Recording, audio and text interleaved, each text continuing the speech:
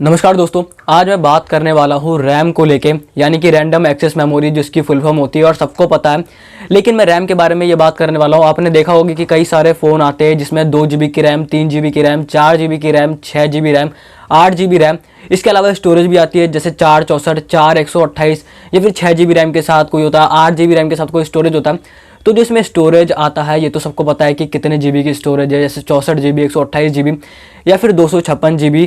तो सबको पता है कि स्टोरेज क्या है, और रैम भी काफ़ी लोगों को पता होता है। और जो रैम होता है और स्टोरेज होता है, इसी से वेरिएंट भी तय होता है और इसी से कीमत भी तय होती है।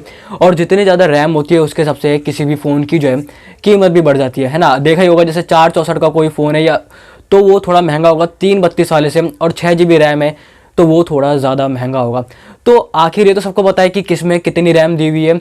तो किसी को क्या ये पता है कि आखिर जो रैम होती है, आखिर किसी फ़ोन में कितनी फ़ोन के लिए जो है ज़रूरत होती है, आखिरकार कितनी ज़रूरत होती है हमको रैम की, किस काम में आती है रैम ज़रूरत। तो मैं इस बारे में बात करने वाला हूँ। तो वीडियो कंटेंट देखते रहिए और साथ ही चैनल पर नए तो चैनल को सब्सक्राइब जरूर कर लीजिएगा। तो सबसे पहले मैं आपको बता दूं कि जैसे 2 GB की रैम, 3 GB की RAM, 4 GB RAM, 6 GB RAM, 8 GB RAM, ये सब आती है। तो आखिर रैम का काम क्या होता है, मैंने फुल फॉर्म बता दिया आपको कि रैंडम एक्सेस मेमोरी होती है, ठीक है ना। तो जो सबसे ज़्यादा काम होता है वो रैम, जिनको नहीं, वैसे तो काफ़ी लोगों को पता है लेकिन फिर भी मैं बता देता हूँ।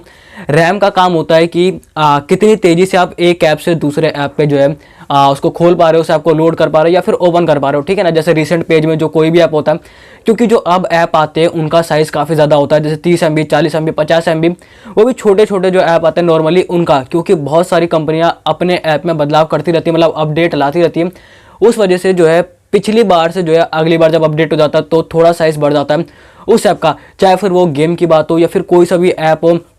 गेम तो 500 MB के, 600 MB के, 1 GB, 1.5 GB तक के भी गेम आते हैं। क्योंकि मैं बात करूं अगर पहले की तो 2013-14 में ही या 12-13 में ही आपको बताऊं मैं, तो सैमसंग के कोई फ़ोन आते थे या फिर और भी जो फ़ोन आते थे उसमें आपको 512 GB तो अभी आया ही नहीं है रैम में, तो 512 MB जो है आपको रैम देखने को मिलती थी बस खाली उसमें।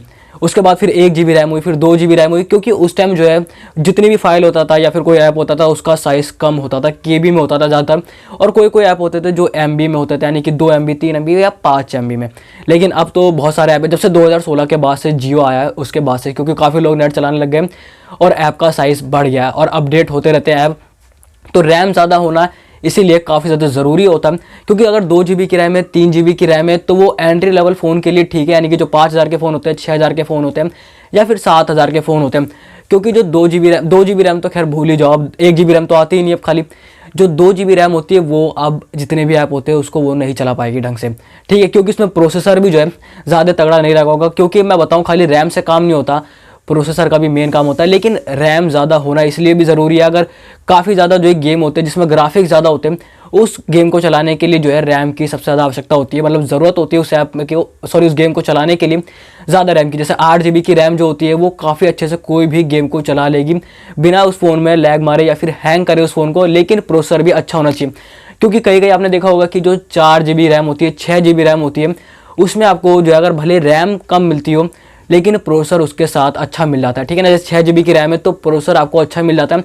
और एक चीज़ मैं और आपको बता दूं कि अभी क्वालकॉम ने जो है अपने 400 सीरीज़ का एक 5G जो है सबसे सस्ता जो है 400 सीरीज़ का क्वालकॉम ने स्नैपड्रैगन 480 जो है प्रोसेसर को लॉन्च किया, ठीक है ना। तो ये सबसे सस्ता 5G जो है अब तक का प्रोसेसर है क्वालकॉम का। इससे पहले 700 की सीरीज़ वाला था, लेकिन अब 400 वाली सीरीज़ में, जो कि अब हो सकता है 5G फ़ोन भी 10,000 से कम में देखने को मिल जाए। तो यानी कि मेरा कहने का मतलब ये कि प्रोसेसर तगड़ा होगा तो भी ज़्यादा अच्छा होता है। लेकिन मैं खाली रैम के बारे में बात कर रहा हूँ, तो हमारे फ़ोन में कम से कम या किसी भी फ़ोन में अब जितने भी ऐप आते हैं उसको देखते हुए कम से कम 4 GB की रैम होना ज़रूरी है। और यही चीज़ मैंने आपको पहले ही बताया था, जब लैपटॉप लेते हैं तो उसमें भी कम से कम 4 GB की रैम ज़रूरी है। पर फिलहाल मैं अभी फ़ोन के बारे में बात करूँगा तो 4 GB की रैम होनी ज़रूरी है। उसके अलावा 6 GB की रैम और 8 GB की रैम इस टाइम तो ज़्यादा है, ठीक है ना, लेकिन 4 GB की रैम होनी ज़रूरी है। मैंने पहले भी बताया था और अब भी यही कहूँगा, ठीक है ना।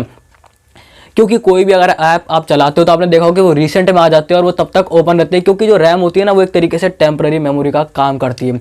वो उसमें परमानेंट कोई भी ऐप नहीं खुला रह सकता है, वो अपने आप बंद भी हो जाता है, या फिर जब तक आप बंद ना कर दो या फ़ोन ही बंद ना हो जाए, है ना, उसको रीस्टार्ट ना करें जब तक, तो वो ऐप खुला रहता है और रैम में ही रहता है वो लोड। इसलिए आपने देखा होगा कोई भी अगर एक ऐप से दूसरे ऐप में जाते हैं, अगर तुरंत वो ऐप चलाया तो तुरंत ही खुल जाता है, और अगर थोड़ी देर हो जाती है तो वो ऐप थोड़ा धीरे खुलता है। और यही अगर रैम ज़्यादा है तो उसकी स्टोरेज ज़्यादा होती है। इसको अगर मैं एग्जांपल से बताऊं तो एक टेबल अगर जैसे है तो उस पर कितनी बड़ी टेबल है, वो उस पर कितना सामान आ सकता है, ये टेबल के साइज़ पे निर्भर करता है, ठीक है ना। अगर टेबल छोटी है तो उस पर ज़्यादा चीज़ें नहीं रख पाएंगे, अगर वही बड़ी टेबल है तो उस पर ज़्यादा चीज़ें हम रख पाएंगे। यही चीज़ रैम में, अगर हम रैम मैं ऐसे बता रहा हूँ, लेकिन अगर रैम ज़्यादा है यानी कि 8 GB की रैम है, 10 GB 12 GB की अगर रैम है, वो खैर बहुत ज़्यादा है, 6 GB की रैम है, 8 GB की रैम है, तो उसमें ऐप ज़्यादा खुल पाएंगे, जल्दी तेज़ी से खुल पाएंगे, जिसे हम मल्टीटास्किंग भी कहते हैं सिंपल भाषा में, ठीक है ना। तो यही काम होता है रैम का। और अगर 4 GB की रैम कम से कम मिनिमम होनी चाहिए। अगर 6 GB 8 GB की रैम है तो वो अच्छे खासे तरीके से गेम भी चला सकता है, ठीक है, और थोड़े बड़े जो साइज़ में ऐप होते हैं उनको चला सकता है, तो इसीलिए ज़्यादा रैम की ज़रूरत पड़ती है। बाकी 2 GB की रैम है, 3 GB की रैम है, उनको भूल जाओ अभी। 3 GB की फिर भी चल जाती है, लेकिन अभी ऐप को देखते नहीं तो कम से कम 4 GB की। बाकी जो अभी तुरंत जो है कोई नया फ़ोन ले रहे हैं या फिर सस्ता ही फ़ोन चाहिए स्टार्टिंग करनी है, तो उसके लिए ठीक है 2 GB 3 GB का रैम वाला फ़ोन।